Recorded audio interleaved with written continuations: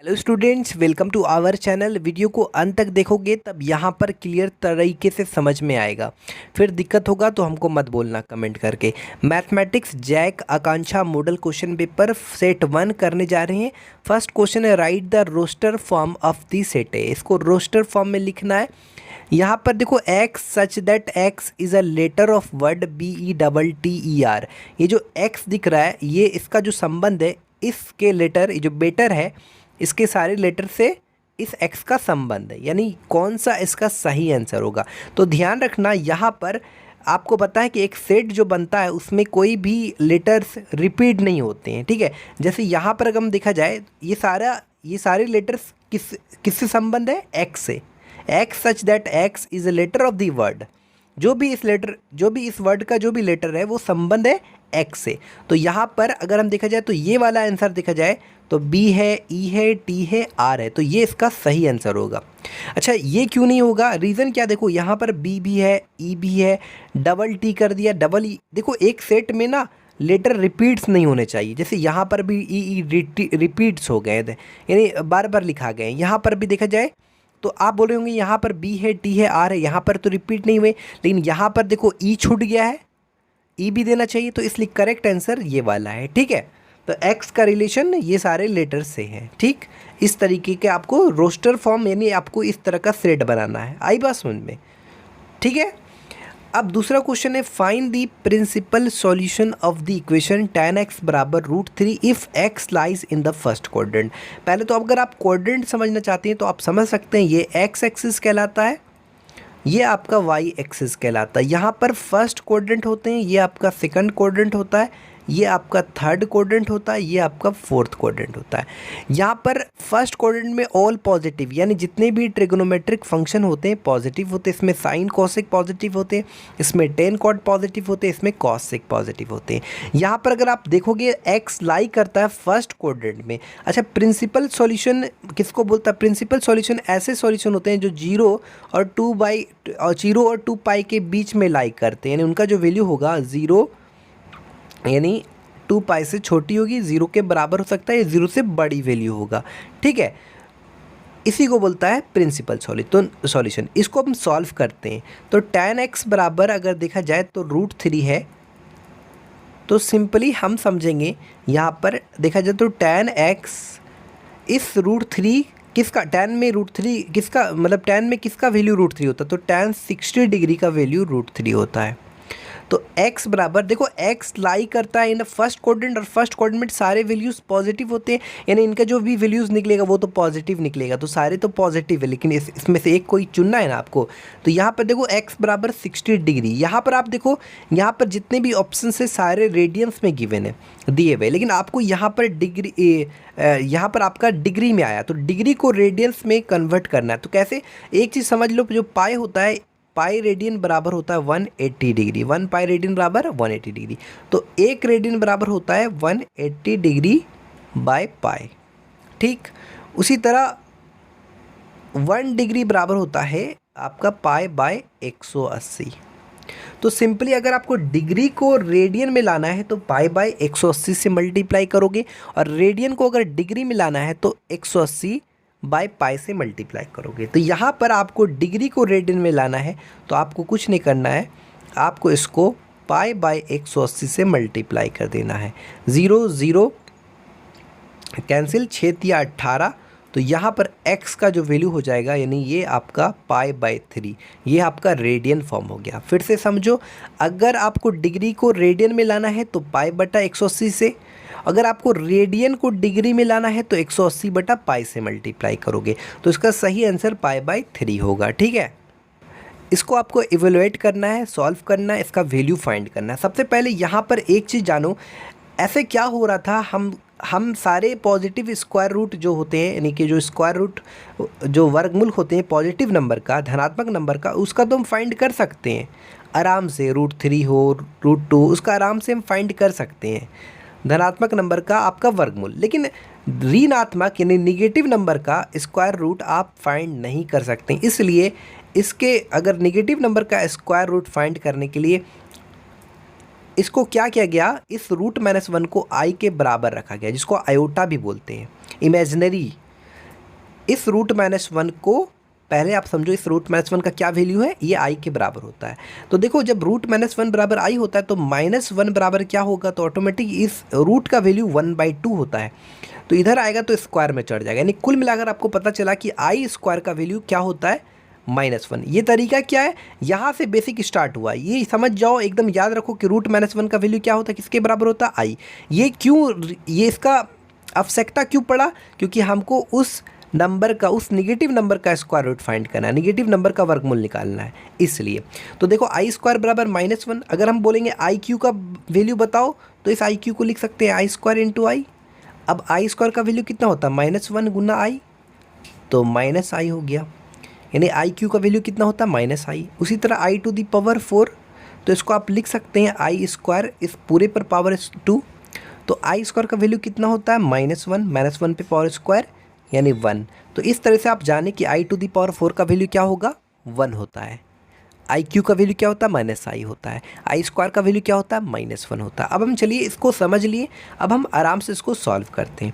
देखो आई स्क्वायर है तो उसका वैल्यू -1 होगा, आई टू दी पावर 4 है तो उसका वैल्यू 1 होगा, आई टू दी पावर 6 है तो कहीं ना कहीं आई टू दी पावर 6 को ऐसे भी लिख सकते हैं, i to the power 4 into i square.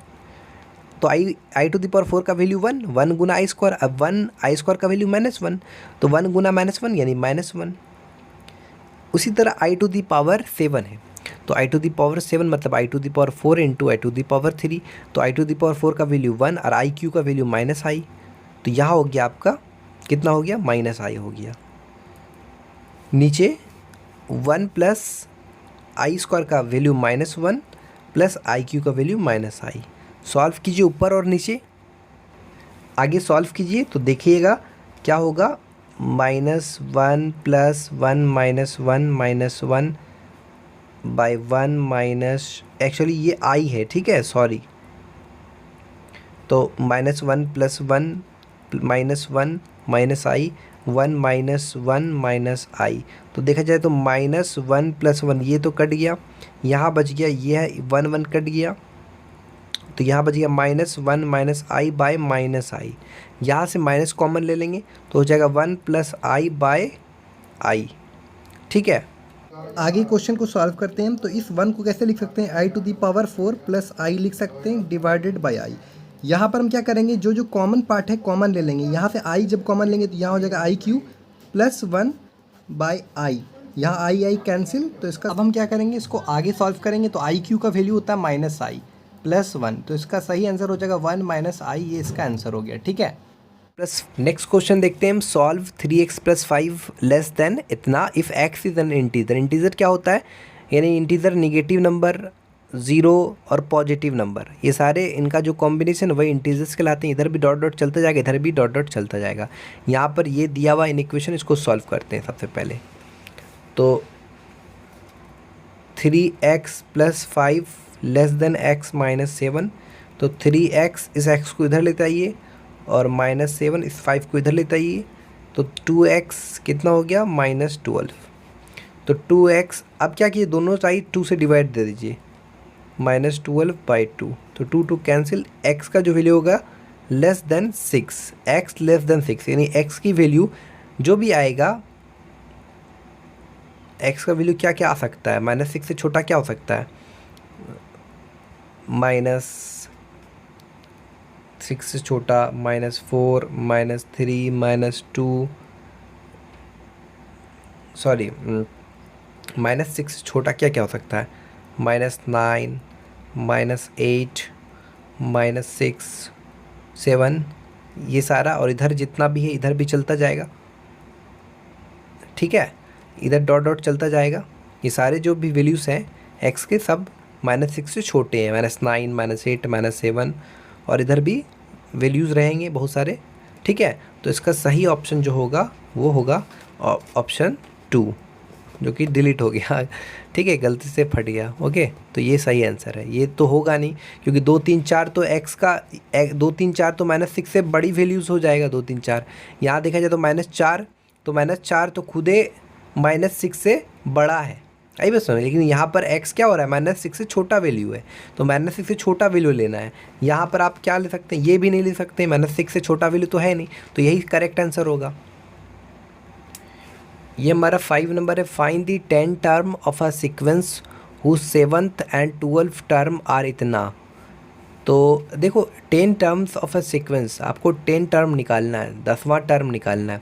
7 term और 12 टर्म दिया हुआ। 7 टर्म मतलब A7 बराबर आपको गिवन है कितना, 34। A7 मतलब A + 60 बराबर 34, इसको इक्वेशन 1। और 12 टर्म मतलब A + 11D बराबर 64। सॉल्व करते हैं, इसको घटा देते हैं, माइनस माइनस माइनस, 11 में 6 गया, -5D, 6 में 3 गया 3, माइनस माइनस कैंसिल, 5 छक्के 30, तो D बराबर 6 आ गया। D बराबर 6 आ गया। तो अब क्या करेंगे, यहाँ पर पुट कर देंगे D का वैल्यू। तो A + 6 × 6 बराबर 34, तो A का वैल्यू आ जाएगा -2। D का वैल्यू 6 और A का वैल्यू -2।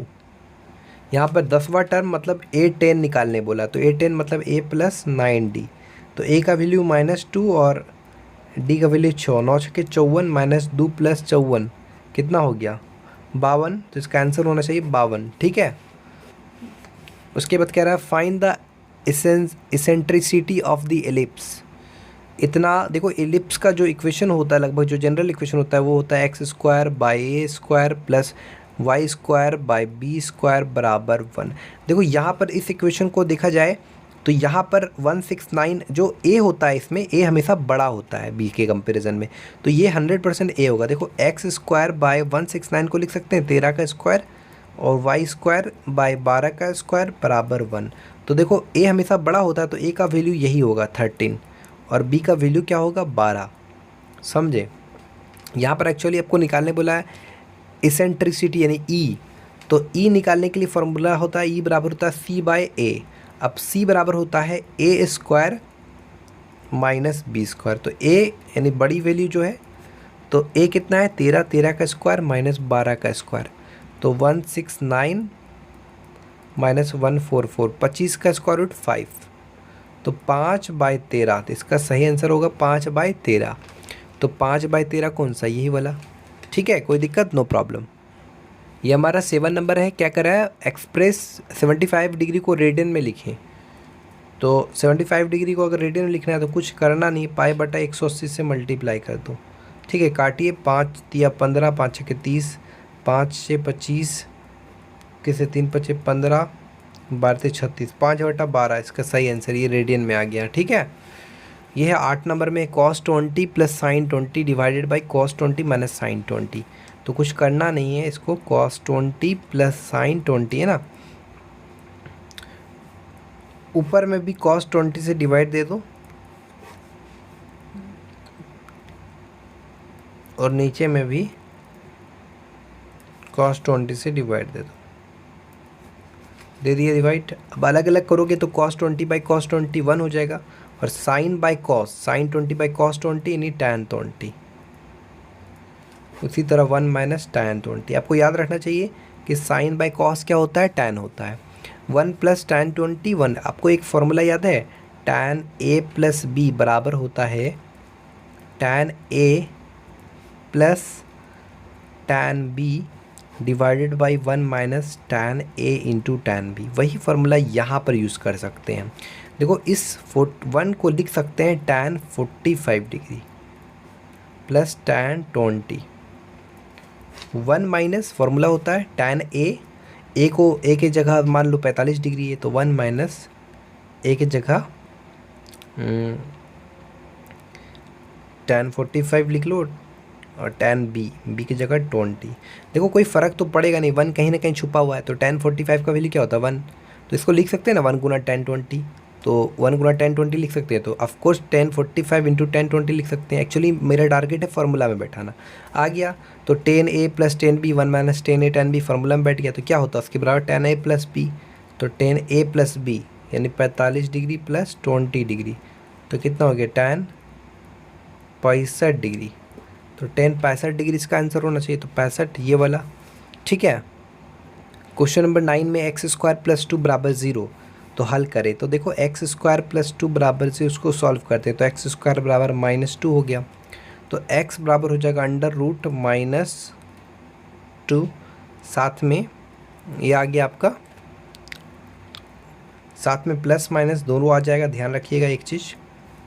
अब इसको आप कैसे लिख सकते हैं, तो आप लिख सकते हैं x बराबर प्लस माइनस, इसको इस तरीके से भी लिख सकते हैं, √-1 इंटू √2 लिख सकते हैं। तो x बराबर हो जाएगा +-1। अच्छा, √-1 का वैल्यू i बताएं तो इसका ये x का वैल्यू निकल जाएगा। ठीक है। 10 नंबर में बोला find the rth term in the expression. ये एक्सप्रेशन गिवन, इसका rवां पद ज्ञात करना है। तो इसके लिए फॉर्मूला होता है a + b। अगर इस तरह का एक्सप्रेशन होता है तो rth टर्म ये वाला होगा।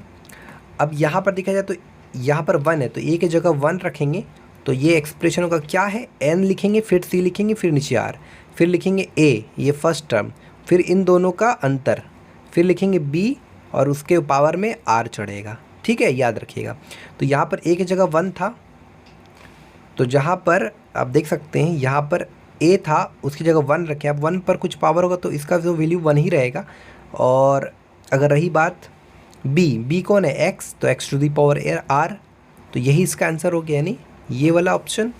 तो आई होप वीडियो अच्छी लगी तो चैनल को सब्सक्राइब कीजिएगा, ज़्यादा से ज़्यादा शेयर कीजिएगा, फटाफट सपोर्ट कीजिए। Thanks for watching this video. ज़्यादा से ज़्यादा सपोर्ट कीजिएगा तो हम आपके लिए काम करेंगे रेगुलरली। ठीक है, प्लीज़ सपोर्ट बनाए रखें। ठीक है, thanks for watching this video.